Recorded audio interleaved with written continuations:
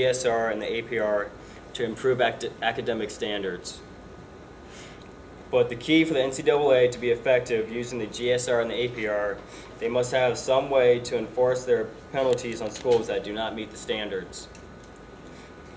Dr. Tublitz has a concern that the APR will, for schools, just be another hurdle to get over. And the NCAA, and the schools will lobby the NCAA to weaken and make exceptions to the standards. All right, now we got some stats for you guys. Okay, in Division I NCAA basketball, about 70% of the athletes actually graduate.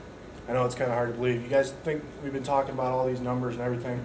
Well, in the top 25, the top two teams, when you look at GSR, North Carolina only graduated 86% of their athletes, whereas Memphis, who's making a lot of stir in the tournament right now, has only graduated 40%.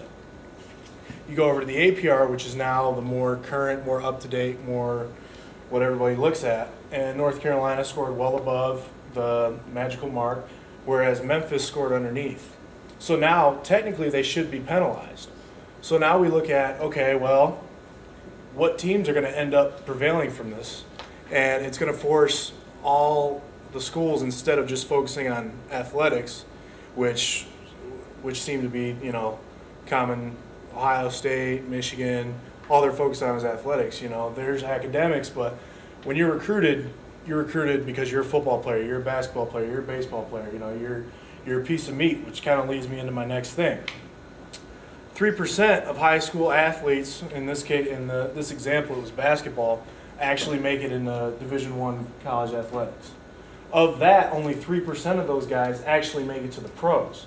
So think about that. You got 97% of only, that's just basketball players. You're not counting in, not everyone plays basketball in high school, obviously.